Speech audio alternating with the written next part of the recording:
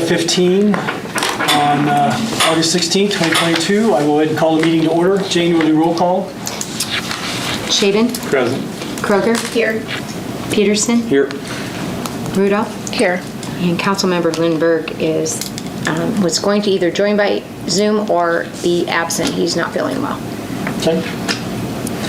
And we got an empty seat, so we're a skeleton crew tonight. So I'm sure we'll get things accomplished. So we've all gotten the agenda. I don't think there's any changes to that. Is there a motion to approve the agenda? Motion. Second. Motion by Rudolph, second by Shaven. Roll call: Shaven? Aye. Kroger? Aye. Peterson? Aye. Rudolph? Aye. Thank you. Wait for one. Gotta be on. And any conflicts, you guys can state those along the way if they pop into your head. Next up, the consent agenda. This is done under one roll call vote. The minutes of the August 2nd, 2022 council meeting. Claims list number 1272, the amount of $369,900.72. And under that, Jane, we just kind of go over some of the big ones. Jet fuel, like one to start out, which is a good one. The three biggest ones are Av Fuel, which is our airport fuel, $94,186. McQueen Equipment, our snow blower, $144,900, and our utilities is $26,700. So those were the three main big ones. Okay. Expenditure and revenue reports for the month of July 2022.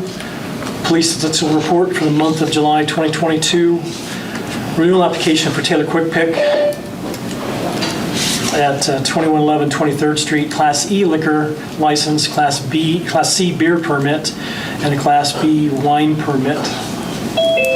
Anybody have anything else? Discussion on any of those? Now, is there a motion to approve those? Motion. Second. Motion by Peterson, second by Shaven. Roll call: Shaven? Aye. Kroger? Aye. Peterson? Aye. Rudolph? Aye. Thank you. Next up, present to be heard.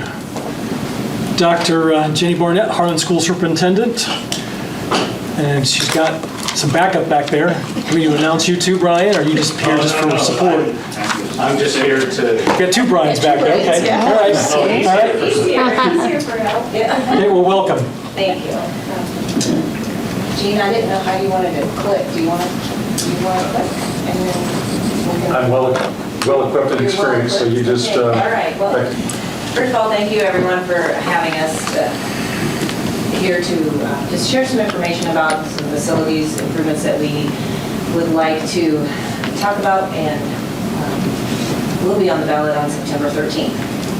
And that first slide there is just the why, and there's our kids are the why. So we've got some facilities that are fairly new and they're doing just fine, and we've got some facilities that I've heard be described as tired and needs a facelift. So that's our why for this. So those are our three buildings currently right there. The two top buildings are the elementaries. So the primary building was built in 2010, and it's the newest building, and it's nice and doesn't really need a lot, and we'll share that in a little bit.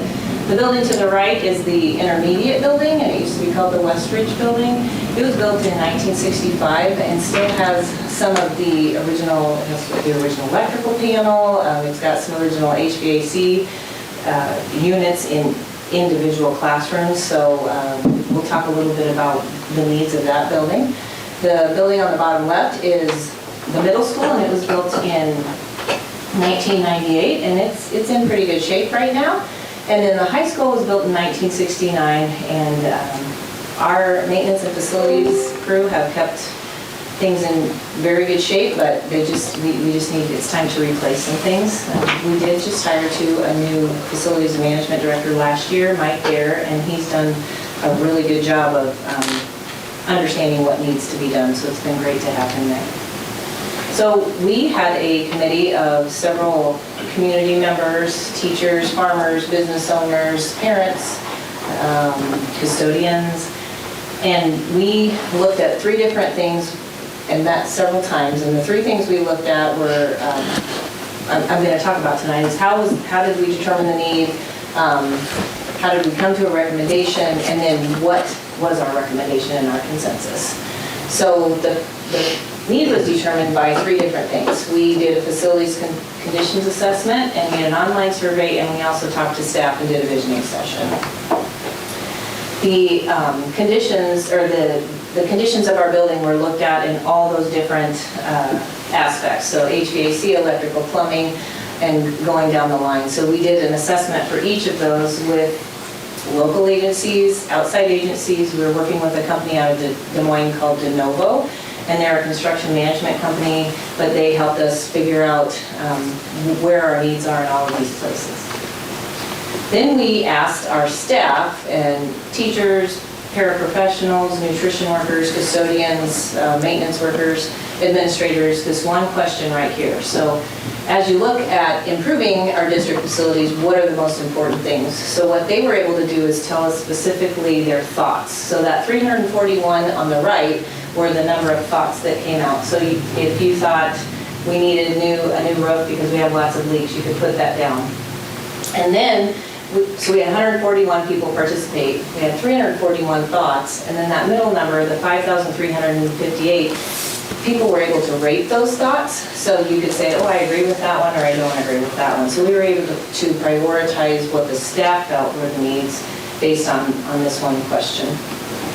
And then we had De Novo and an architect firm come in and just talk about, with each individual building, what is it that you think we need? So we did some visioning, and we did it with each individual level, and we're going to talk about those specific things in a minute. With our committee that we had, the very first meeting, we took the input from the staff, the input from kind of our administrative team, and asked them to prioritize what they felt as community members would be best. So each of those is each building and all of the pieces that we thought were important from a district aspect, and then we went out another level to the community. So they prioritized those. And then the second meeting, we looked at what funding scenarios do we have? How much can we bond?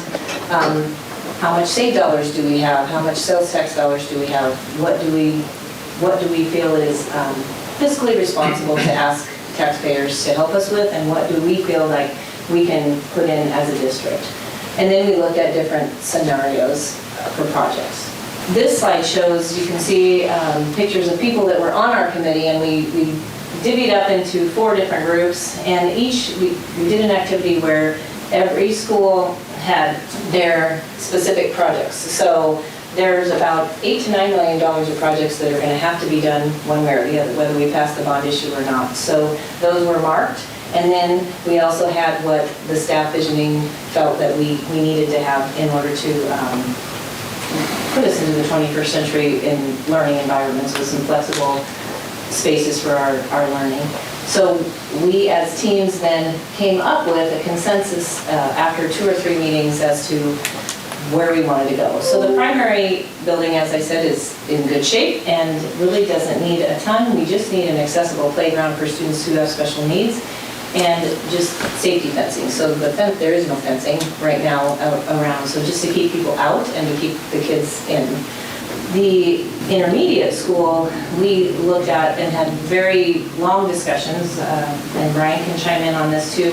And what we found was to renovate the intermediate building would cost about 80% of building a brand new intermediate building. So we came to a consensus that it was best to build a new building and then create some new learning environments for our students. So that would be an approximately 45,000 square foot building, and it's about the same, that is exactly the same square footage as what we currently have right now. And then at the middle school gym is not air conditioned, so we would air condition the middle school gym, and it needs some rough work, so we would do that. And then at the high school, renovating the majority of classrooms at the first and second floor.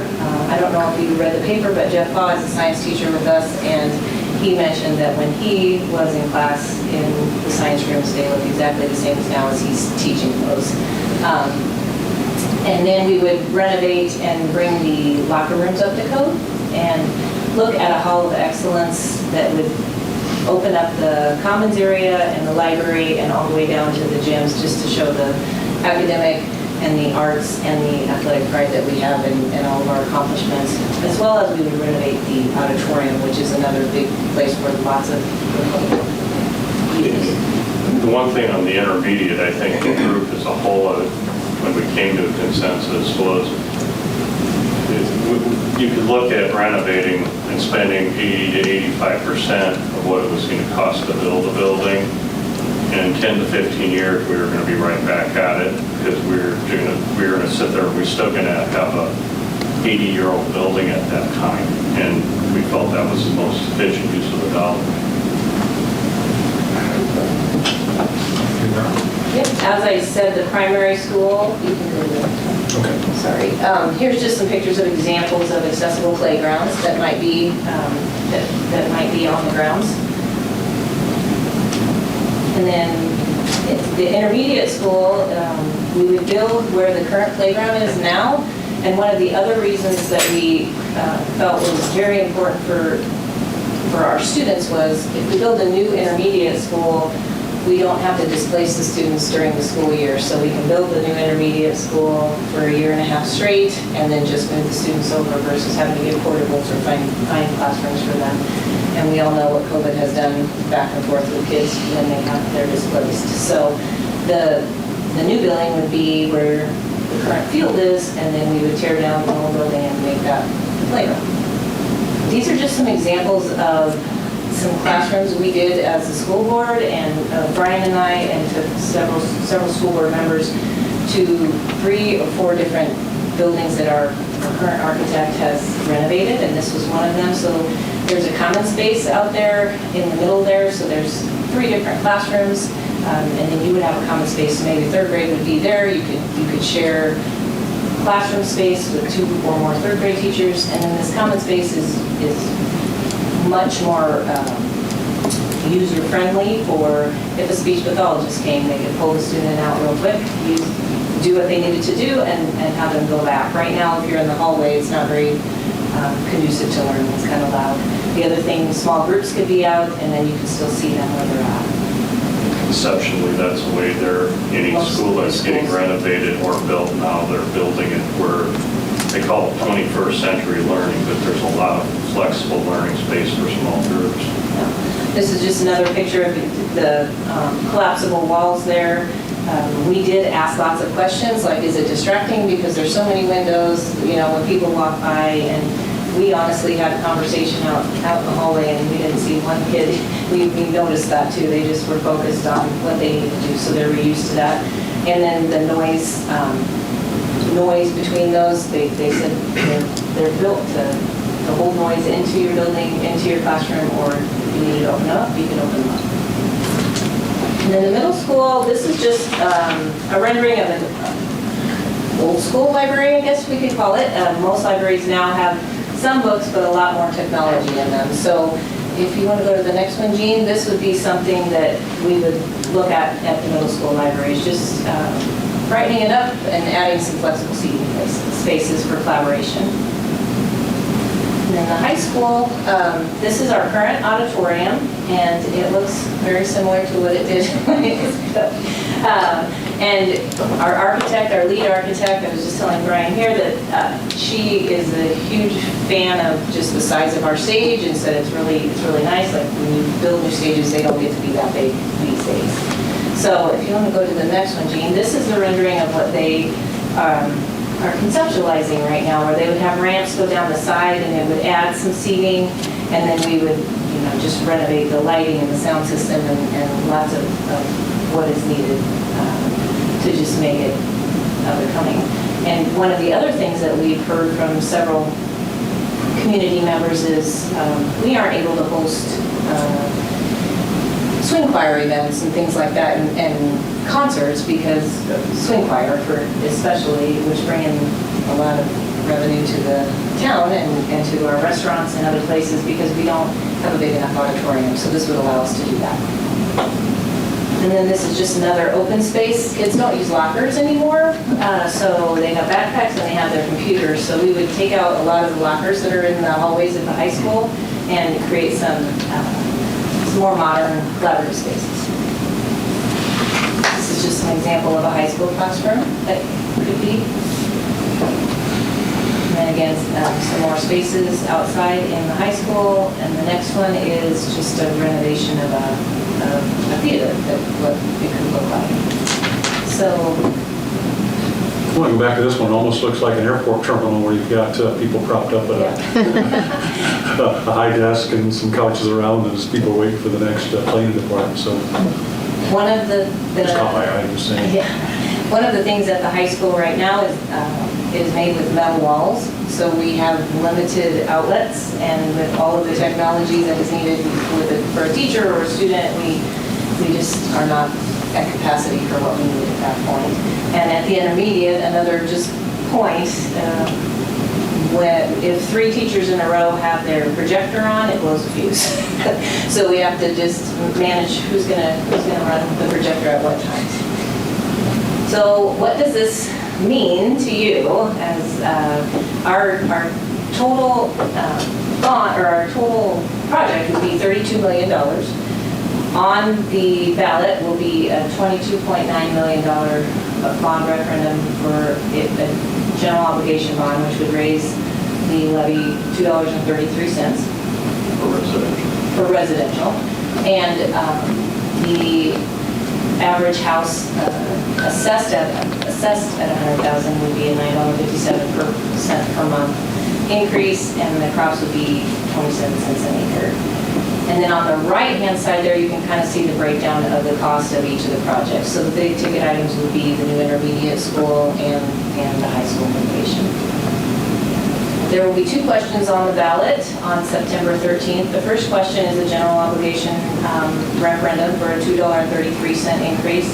And I just want to note in the bottom right-hand corner there, in the last referendum in 2018, it was a $4.05 property tax levy, so it was all property taxes. And what we're asking is, this is a $2.33 property tax increase, but as a district, we're putting in SAFE, the 1 cent sales tax, SAFE funds, which is $9.1 million. So that is at no tax burden to local taxpayers, which is about 1/3 of the total project. The second question is that we need to adopt a revenue purpose statement, and that has 0 tax impact on anyone, and that's something that we do on a regular basis about every 10 years. We're required to do it every 10 years. And what that does is allows us to use the sales tax revenue that does come in, the save dollars that come in. It allows the district and the community to create those decisions on their own versus allowing the Department of Ed or the state to dictate what we can spend those on. So we've passed that several times before, and we just wanted to be transparent this time. We have to pass it, so we were trying to put 2 things on the ballot to save a little money in that way as well. The revenue purpose statement really is nothing more than a renewal. We would be using it in the same way that we have in the past. Obviously, over the years, we've used this to mitigate all our property taxes. The last property taxes that have been charged, to pay for a bond in the Harlan Community School District was in 1998. My recollection, I'm doing this from memory, but the primary building has been and will be paid by SAVE completely, 100%. There was not any property taxes used on that. The middle school, before, there was 1 year where they were in the process of passing the statewide penny sales tax.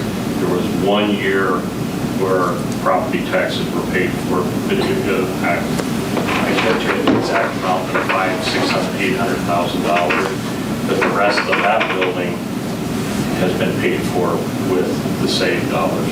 The last building that was paid for with property taxes was our high school. And if you want to know the difference in what things cost now, the ticket on that was $2.25 million. Shows you what 40 or 50 years ago. But that's the last time that any bond has been paid for property taxes was 1988. And SAVE would be very similar, parallel to how we use LOST, or with the pending local option sales tax and with our statement as far as property tax relief for how we use our loss funds. I think very parallel to the same. It's very parallel, extremely.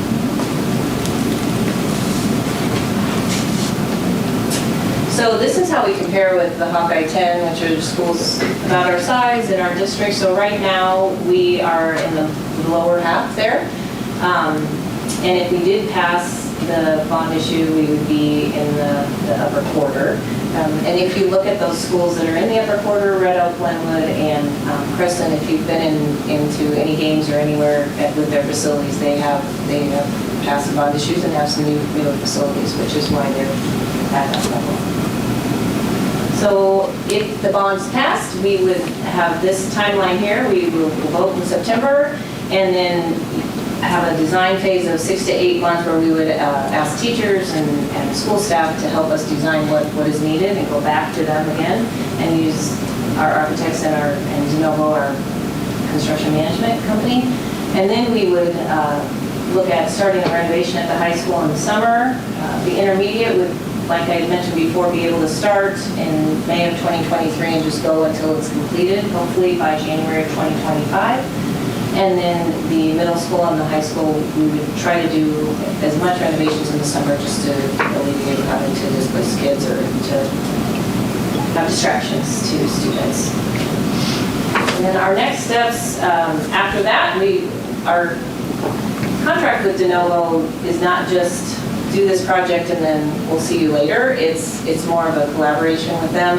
They will come in on an annual basis and do those facility review studies and let us know what needs to be done immediately, maybe the next project, what needs to be done in 5 years, what needs to be done in 10 years, and help us project out and budget for the state dollars that we will have and our couple budgets and other pieces that we are able to use.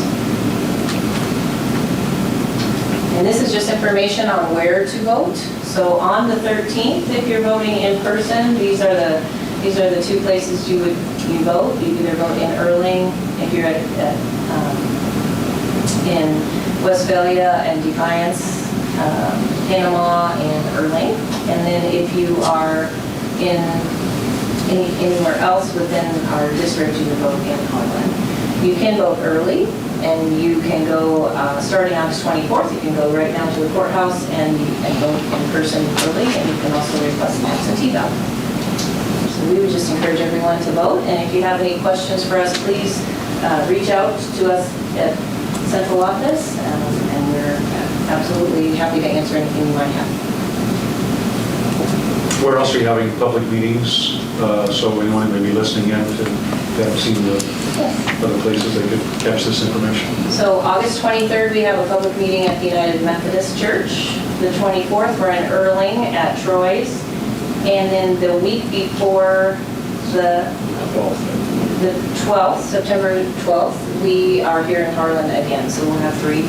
And we have been and we appreciate all that have turned out to several of our meetings that we've already had. We've had one in Panama, Portsmouth, Defiance, Westphalia, and what's it? And here in Harlan. Thank you. Thank you. Anybody have any questions or anything for him? That was good. You guys are working really hard. Thank you. Thank you. Thanks. Good luck. All right. With that, we'll move on to other business. We need to receive and file the minutes of the July 27th, 2022 Airport Commission meeting. Everybody have a chance to look at those? Is there a motion to approve those minutes? Motion. Second. Motion by Kroger, second by Peterson. Roll call, Shaven. Aye. Kroger. Aye. Peterson. All right. Rudolph. Aye. Thank you. And I think out of that came a recommendation to consider a memorandum of understanding with Ignite Pathways for the use of the airport facilities for student aviation program. I think that was in our note. Yes, it was in your council packet. I had referenced it at the last meeting. Ignite Pathways facility over in Woodbine serving, I believe they got 4 or 5 districts that are signed on in this western Iowa area to provide programming. A lot of, as we've heard many times, student learning in today's world is quite a bit different. There's a lot of hands-on learning. There's a great need for developing interest in lots of different trades or special interest areas, aviation being one. And this would support, by use of our airport space, for them to use some underutilized hangar space as well as any of the main public terminal building for the days that they've indicated. And there was a lot of discussions around, should there be improvements and renovations to a hangar, but through a lot of the conversation, it was determined to take the crawl, walk, run approach. And this is, there's space available. Our airport's interested in developing more activity, and getting student activity out there would be desired. So leaving all the space as it is today and some of that underutilized space for their purpose. And as I had also shared that this has been reviewed by our attorney as well as our insurance group to ensure we're all covered on that end. Gene, remind me which hangar that is. So it's hangar 2A and 2B, which are not the hangars that are rented out. So if you've been out for, right now it's used for some extra stories. Sometimes we put the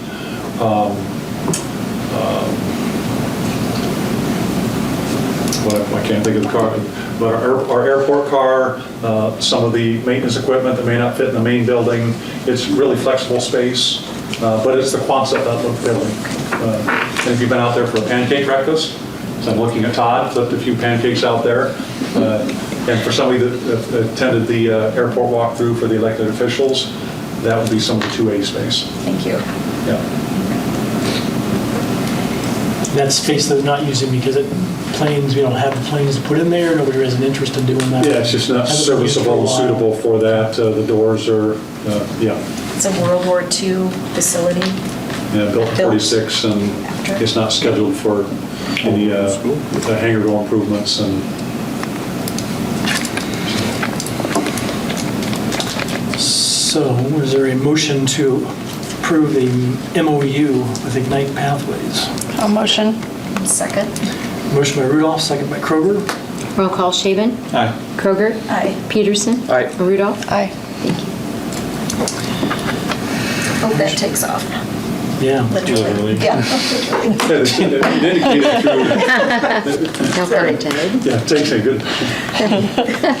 Is that they have been working with some schools, and as they develop new programs, especially, this is on a very quick timeline, yet they'd indicated they had a half a dozen students that had already expressed interest, assuming something like this could come together. So, again, crawl and for a year or two and see what it could evolve into.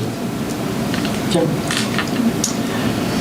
Next up, Resolution 2504, approving purchase agreement concept for conveying city-owned property at G.H. Christensen subdivision per lot effective until September 30th of 2023. We've looked at this annually, and this is the time of year when we look at that once again. We continue to have 9 lots, city-owned lots available at G.H. Christensen. We receive 1 or 2 inquiries probably a month that I'll have general conversation on. Todd's office may get some as well, based upon the current ongoing need for housing as well as cost of housing. I guess it's our recommendation to continue this resolution and making those available for $1,000. But we'd evaluated, was it last year or the year before, we had some discussion around, do we increase the price of those lots? And where we ended that discussion a year ago or 2 years ago was to leave it as it is. Putting this back in front of you for more discussion or to adopt it for the next year. So we haven't really sold any since the Prairie Fire build, is that right? There's been 3 or 4. And as a reminder, once again, in terms of the covenants, we are no longer the majority. We're 9 of 74 lots out there. So there's been a few purchase lots that they haven't started construction yet. And unless it's up to the homeowners out there, the city being 9 votes, do we want to or really pursue that issue, I would recommend not at this point. But once again, just remind we're no longer the majority owner of that property in terms of overseeing and enforcing those covenants. Is everybody The okay neighborhood with? keeps shaping up out there, and for those of you that know, I personally live out there, and definitely is a neighborhood with lots of activity, and with the Hanson House, if you've not been down that area, I'd encourage you to do so.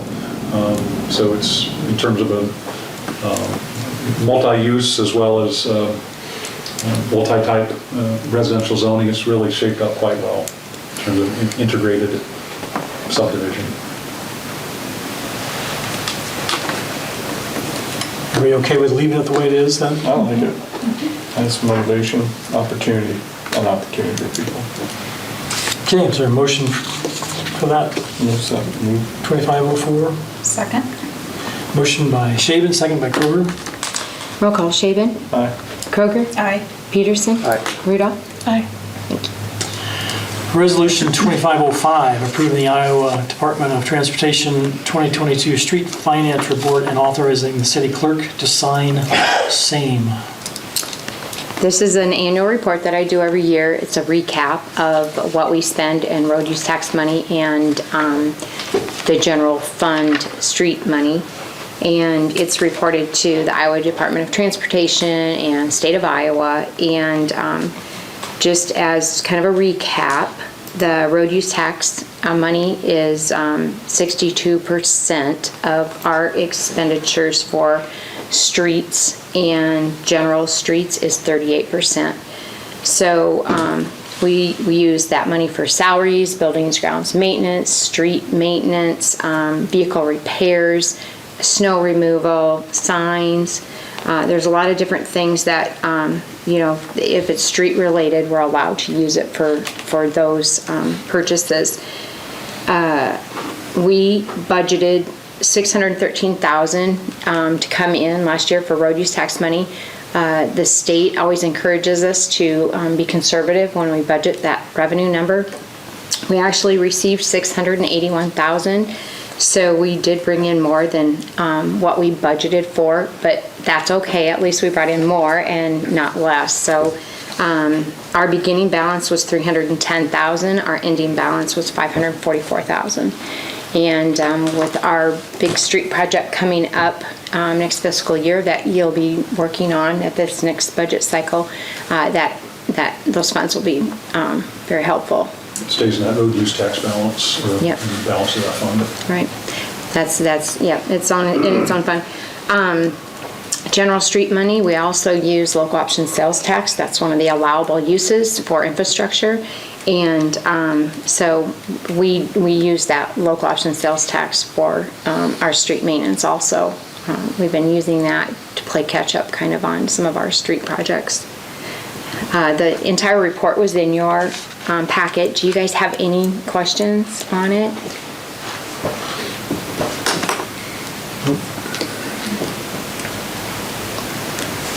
And every city has to file this, Yeah. and it's a recap of the prior year. Okay, so a motion to approve 2505. Motion. Second. Motion by Peterson, second by Shaven. Roll call, Shaven, Aye. Kroger, Aye. Peterson, Aye. Rudolph. Aye. Thank you. And next up would be the city administrator's report. Provide some updates and a little bit of show and tell tonight, some photo updates to break things up a little bit. In your packet, shared with you that we had our regular DNR inspection report at the wastewater plant. Shared that with you in your packet, and overall comment and summary was, we're in substantial compliance with our permit with very few violations. Tim and the team continue to run a very well-kept ship out there, and as far as adherence, so hats off to that group. Yesterday we had our pre-construction meeting out at the airport for our taxi lane or taxiway improvements, and had a number of subs and the main contractor, our engineers, was well attended. Again, all the funding is in place for that. It's an FAA program, so 90% of that is covered with FAA money. And it's approximately a $650,000 project. Some significant improvements for some of those hangar tenants, since we got a lot of the airside pavement needs taken care of, has allowed us to go into more of the hangar and taxiway space. Expect to start construction end of the month or first part of September. And awareness for everyone, we are also looking at a temporary construction access off of Highway 59. I know our engineer was to meet with the DOT this morning. The primary intent there is to keep any heavy equipment and concrete trucks off of any of the other older asphalt pavement areas, just to minimize any wear and tear on that. But if you notice some temporary access, it would be north of where the pretty much aligned with the hangar number 9 or the northernmost hangars, but there may be a temporary construction access, assuming we get permit for that.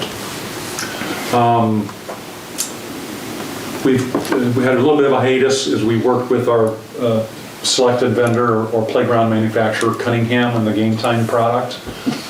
We've continued to meet with them to make some tweaks with some of the equipment. We're now finalizing with Snyder, who's doing our final concept and master plan. And what will be provided from that is some 3D renderings, as well as some most up-to-date and final cost estimates, which will then transition into with our steering committee, looking at grant writing and fundraising. So some of the exciting stuff, and be able to see an actual vision of what that concept and plan looks like. As a reminder, once again, and I've said it to most all of you and the public once again, that project not only includes new equipment, yet also new parking and restrooms, and a new restroom facility in that area. So we think that'll be a huge improvement for quality of life, and as well as our marquee park in the community. Our summer help with the Parks Department is finished up this week, and the public pool is closing this Sunday. Hats off to the Jill and this pool staff, really coming together, and I think we were creative with some of our compensation approaches this year, being mindful of that, but hats off to that group, and I think overall we've had a successful season. A little bit cooler this week, but in the last couple weeks before that were piping hot, so I think that pool got used quite a bit. On other key projects, our mill and overlay work for this year, Western Engineering, which again we bid this last winter, and they're projected to start next week with milling work. And just as a quick reminder, there's 2 primary areas that we're doing this year. One is from on 7th Street from Dye all the way up to Hill, so that's approximately a 6-block area. Now that the Hanson House is completed, that would be nice. All the construction work is done down there, and there's been just a lot of alligator cracking, and so from Dye on up to Hill. And then the other primary area is on Lincoln Avenue from Morse all the way out to 23rd or Highway 59. So the total project is just about 18 blocks of mill and overlay work this year.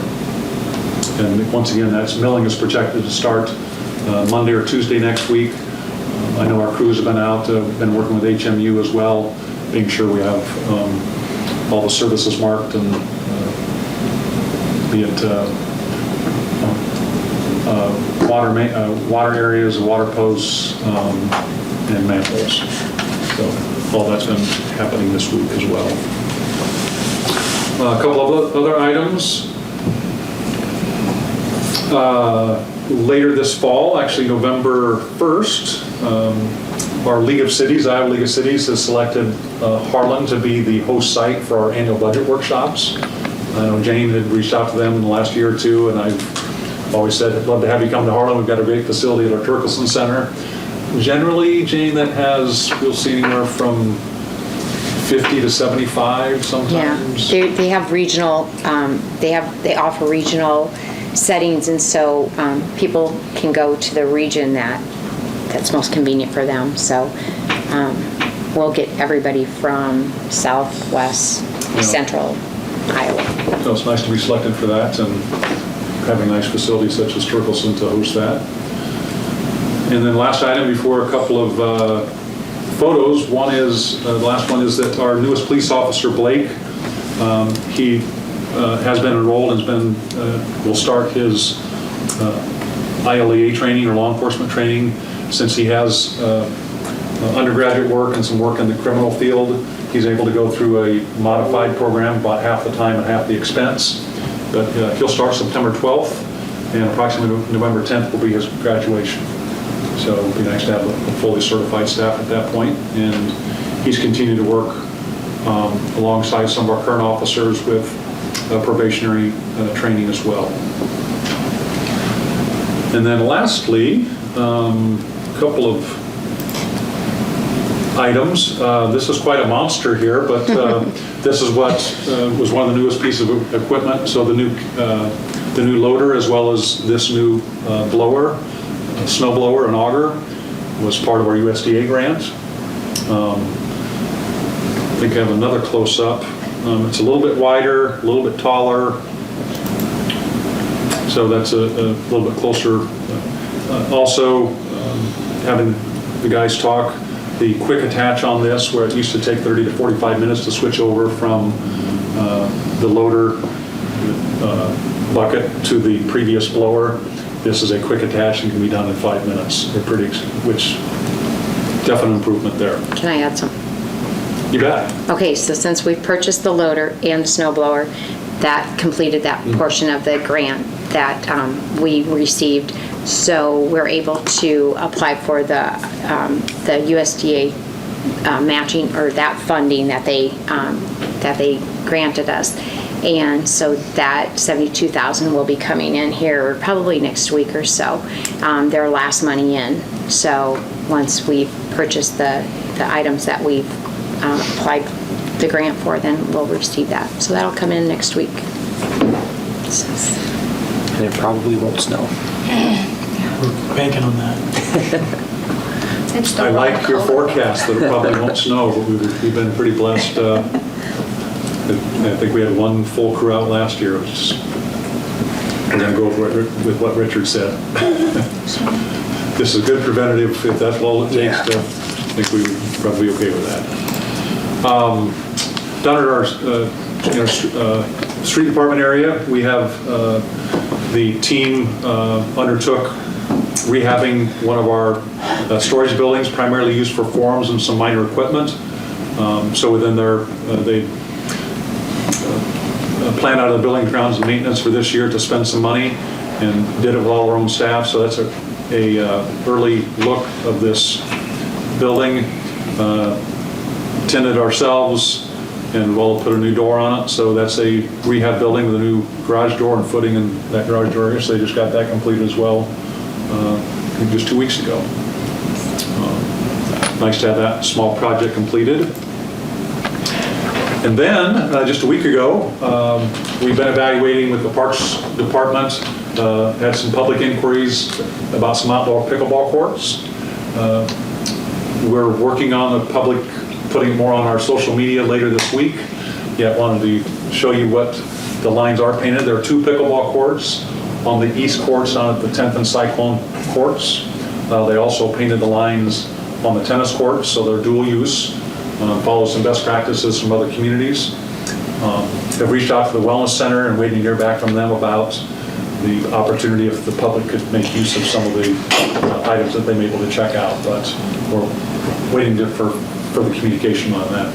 Yet we were able to do this ourselves, and it amazes me and a few of our other staff that if you go out and look at these, they're chalk lined, but they were manually done with how they do the parking lines, just able to take that same device and make a narrower line and shaped up very nicely. But they are available for use. I let a few community members know that had reached out about the interest, but they are available, and stay tuned for more public communication on that. Use the same nets. They're already there. Pickleball, so what you'll see here, Mayor, is, so this shows one side, so the tennis court, the tennis nets stay up. Pickleball uses a shorter net. So there's one pickleball court on each side of the tennis net. And this is what a lot of other communities do. And so individuals need to have their own net and paddles, or if possibly the wellness center would allow checkout for outdoor public use. Some pickleball enthusiasts, as I've learned in talking with some, that they do have their own net and paddles.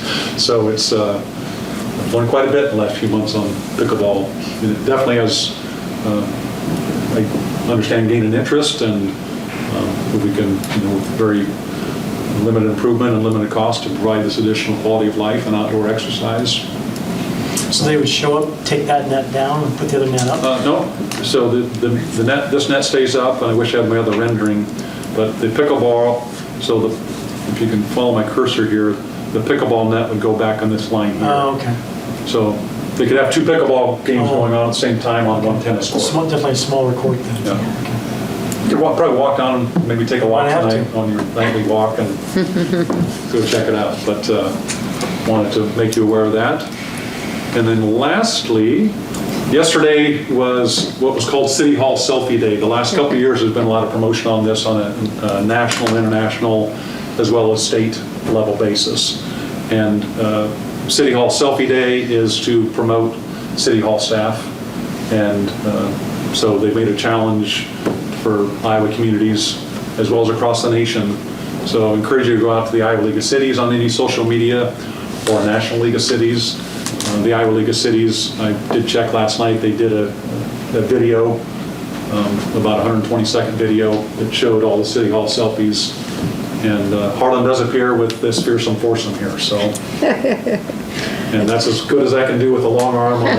There was no selfie stick there, and we had some good chuckles yesterday as we got that done. I just thought you want to be forward, front to it. No, I was elected, I think, due to my arm length, and anybody had Sure didn't want the mine. most forward photo there. But that's all the updates I have, and some show and tell, and happy to answer any questions. Anything for Gene? Thanks. All right, thank you, sir. Next up is the mayor's report. All I got is we did have, today was the deadline for the applications Yes. for Ward 4. Yes. We have 2 applications. Yes. So what we'll need to do is kind of what we did last time, we need to figure out a time to speak with these 2 individuals before, I don't know, we kind of decided first September meeting, is that kind of when we? September 6th. September 6th is the, Is when you get sometime between applications. now and then, we need to get together as a group and talk with each one of them, probably here in Chambers and pretty soon. Sooner or later, I'm Set up an guessing. evening between, obviously now and then, but whatever you guys, should we throw out Do you some have any dates ideas, I maybe? guess, that, I could email some dates out, or like, they probably would appreciate 5 or 5:15 in case they were working. yeah, because everybody said 1 to 2.5 weeks, basically, before. Yeah, we've got an extra week gap between the first council meeting and I say just maybe pick some dates and let us Okay. know. Send them out to everyone. I can probably make most any evening work. Okay, maybe I'll send out 3 or something. Yeah. Time or 5:30. Give Is each there- one like a half hour, Yeah, yeah. okay? Are any nights better than others for you guys? Not necessarily. Okay. I'll send out maybe 3, Okay. see what you guys think. Okay. And then we'll move on to Shelby County Chamber of Commerce and Industry. Todd Beleen. Good evening. Just a few items here. One, tomorrow morning, we'll be having the Welcome Back Teachers Breakfast over at the school, so that'll be fun. It's always a great gathering and get to meet some of the new staff that have joined Harlan Community School District for this coming year. Also, just want to make sure we've been doing a lot of different ways to get this information out, but want to make sure folks know that Public Health, the Salvation Army, and a variety of distributors have all teamed up.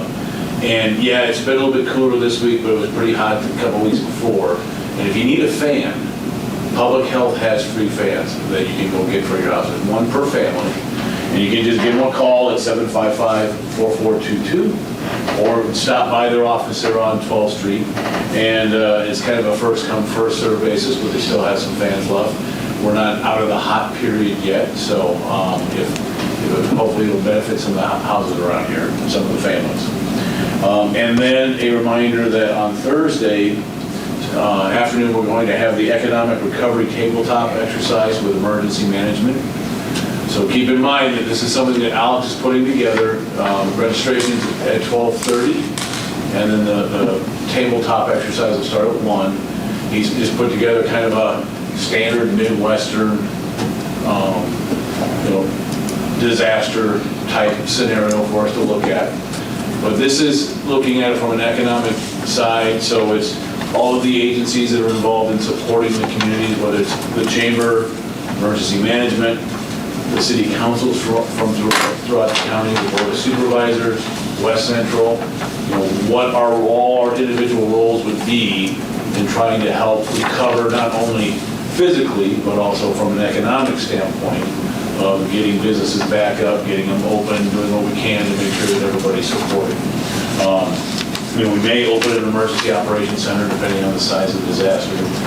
You don't know, but it's going to be really a good start to putting together our final plan for Shelby County moving forward.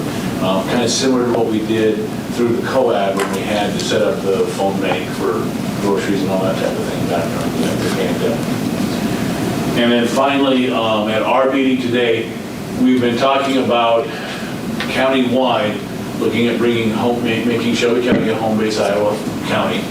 And we'll actually be at the supervisors meeting of September 20th to request their support for making Shelby County a home base Iowa County. In the meantime, we're working with the home base Iowa representatives, and from the chamber standpoint, one of the support mechanisms we put in place is we have set some money aside to use for grants for businesses that are opened by veterans in Shelby County. So if a veteran opens a new business in Shelby County, on their grand opening day when they're cutting ribbon and everybody's applauding, we'll give them a $1,000 check to help them with the cost of opening their new business. So we're looking forward to that. Hopefully that will help attract a few veterans to take a look at Shelby County as a place to open a new business. For that's about it from the chamber for this. And you received the email notification from EMA on the economic? I think so. You think so? I think I did. I know that was sent out quite a while back, I believe. Yeah, and Alex has been, and we've got a time frame to put this together. This is kind of his first step to put together a tabletop. I'll check with Alex, and if you're available, I think it's a couple hours Thursday afternoon. Yeah, it's going to be. Maybe not what he was scheduled, but if you haven't seen, it was put together a while back, but I haven't seen his final roster yet, so if somebody had signed up or not. He sent it out on, what's the... If it was a while ago, I probably have it then. Yeah, it's been a while ago, I think.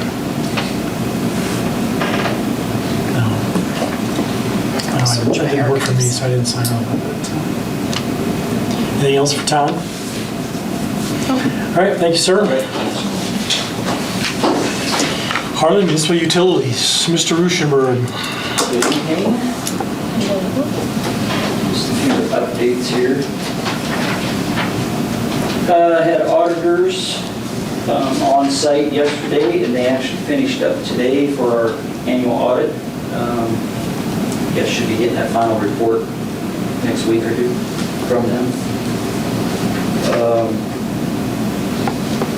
Our transmission line, that 69 line between Harlan and Avoca, I brought that up a couple other times, but we are having our bid opening tomorrow, 2 o'clock, for that project, which is just, at this point, I think I mentioned, just inspection and possible treatment of some of those poles at this point. And then they'll determine from a report that they produce as far as if poles need to be reinforced, replaced, and so forth.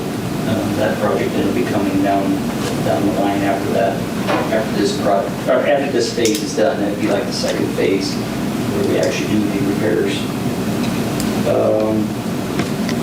I guess like Todd mentioned, the emergency management tabletop exercise, planning myself to be there, plus a couple of department heads to cover, water, gas, and power, as far as any emergency. Met with, and I think I mentioned this too, that John Burmeister was showing up. We met with him actually on August 4th, right after the last meeting. Worked through some different scenarios or a couple options for this possible water rate increase. Once we kind of get that refined, I guess we're going to meet with our water and or finance committee members to kind of work through that final rate, that will be implementing. It could be November, December timeframe, just depends on how quick that comes together. And like I said, that was just to help build our reserves back up, and then cost of the upcoming well raw water line, water main project that we're proposing. And I think that is it. So if I have any questions.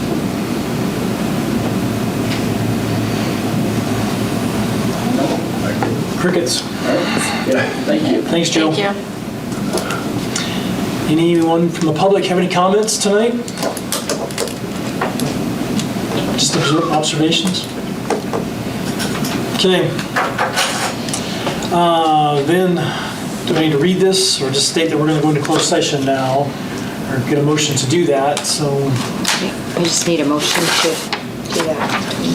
Okay, I need a motion to close session pursuant to Iowa Code 21.51G to avoid disclosure of specific law enforcement matters such as current or proposed investigations, inspection, auditing techniques, or schedules, which if disclosed would enable law violators to avoid detection. Need a motion to enter into closed session for that. Motion. Second. Motion by Kruger, second by Peterson. Roll call, Shaven. Aye. Kroger. Aye. Peterson. Aye. Rudolph. Aye.